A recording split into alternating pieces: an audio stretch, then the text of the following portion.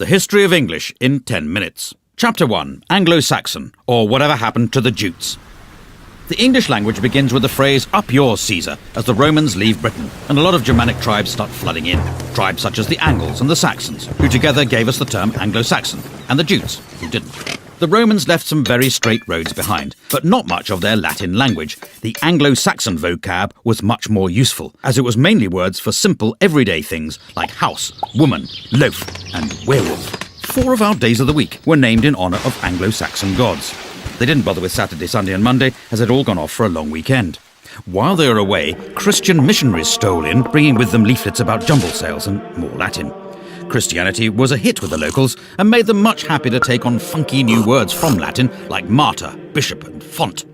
Along came the Vikings, with their action man words like drag, ransack, thrust and die. They may have raped and pillaged, but they were also into give and take, 2 of around 2,000 words they gave English, as well as the phrase, "Watch out for that man with the enormous axe."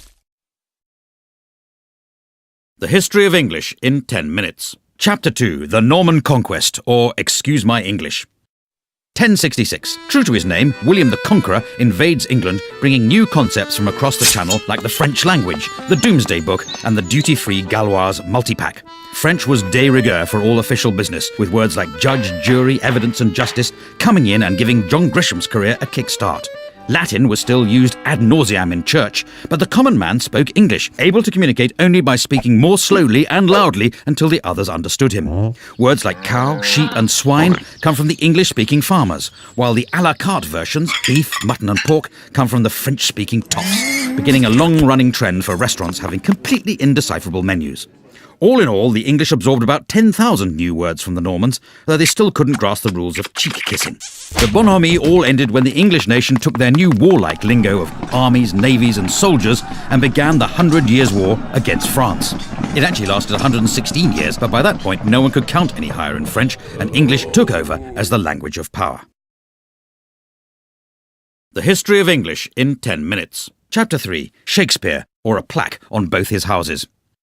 As the dictionary tells us, about 2,000 new words and phrases were invented by William Shakespeare. He gave us handy words like eyeball, puppy dog and anchovy, and more show-offy words like dauntless, besmirch and lackluster. He came up with the word alligator, soon after he ran out of things to rhyme with crocodile.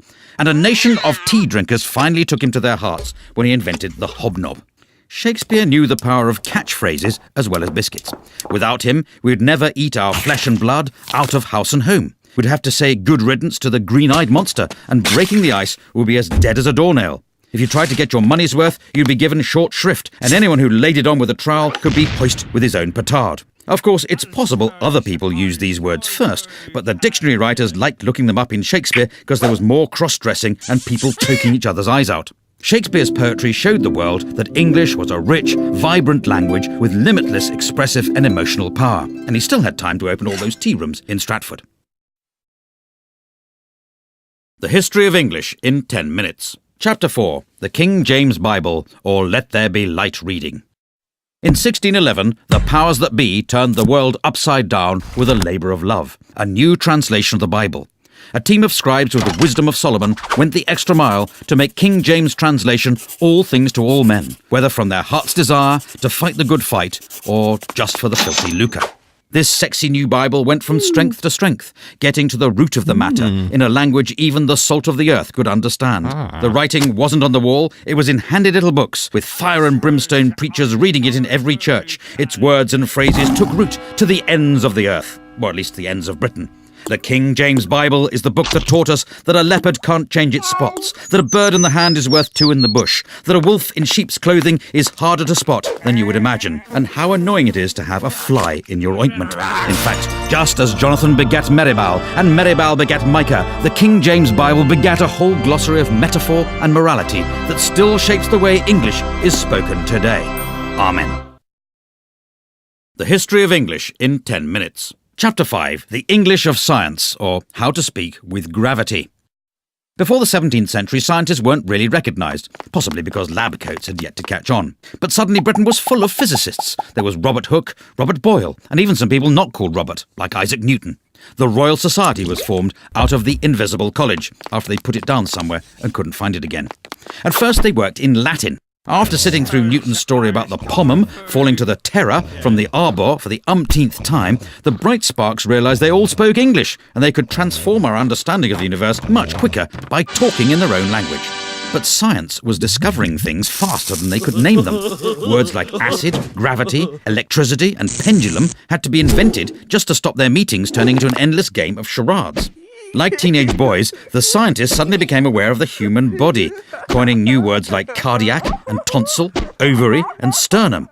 And the invention of penis and vagina made sex education classes a bit easier to follow, though clitoris was still a source of confusion. The History of English in 10 minutes. Chapter 6. English and Empire, or the sun never sets on the English language. With English making its name as the language of science, the Bible and Shakespeare, Britain decided to take it on tour, asking only for land, wealth, natural resources, total obedience to the crown, and a few local words in return.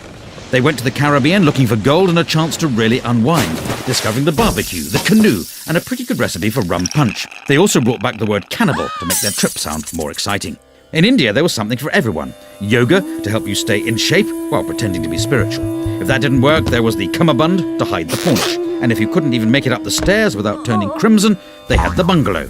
Meanwhile, in Africa, they picked up words like voodoo and zombie, kicking off the teen horror film.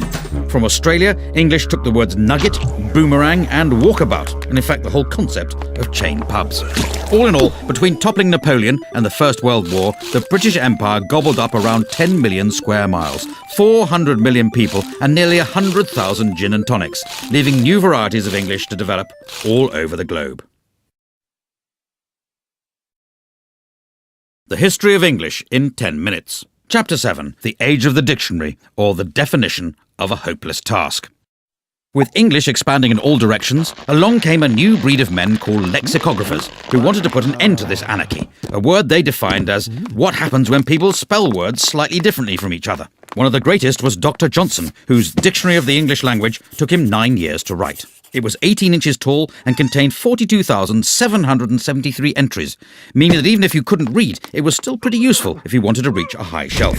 For the first time, when people were calling you a pickle herring, a jobbernowl, or a fopdoodle, you could understand exactly what they meant, and you'd have the consolation of knowing they were all using the standard spelling.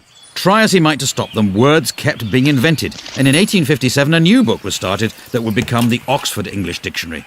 It took another 70 years to be finished after the first editor resigned to be an archbishop. The second died of TB, and the third was so boring that half his volunteers quit, and one of them ended up in an asylum.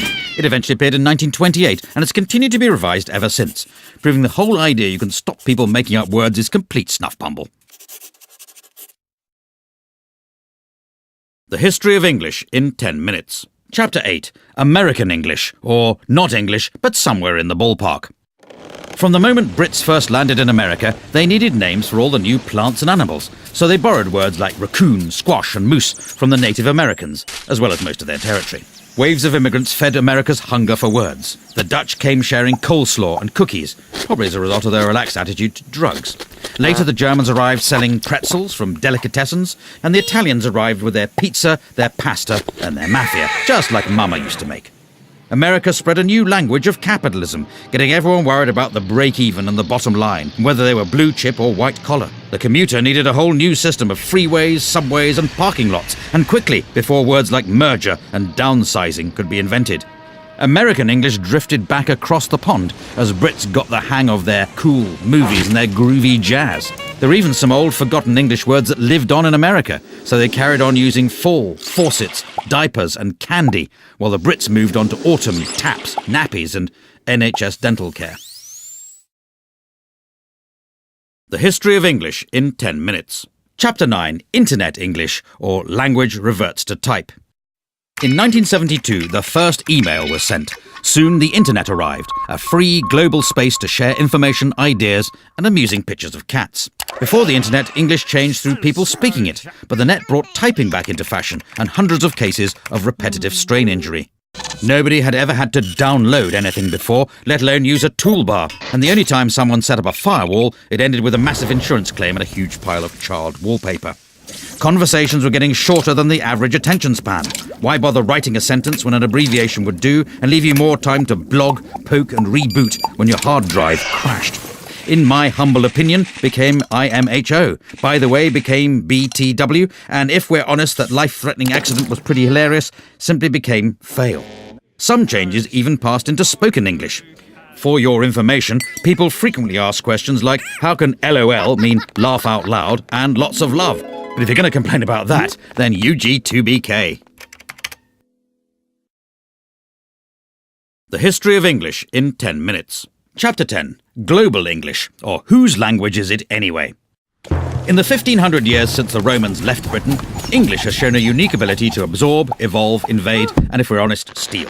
After foreign settlers got it started, it grew into a fully fledged language all of its own, before leaving home and travelling the world, first via the high seas, then via the high-speed broadband connection, pilfering words from over 350 languages and establishing itself as a global institution.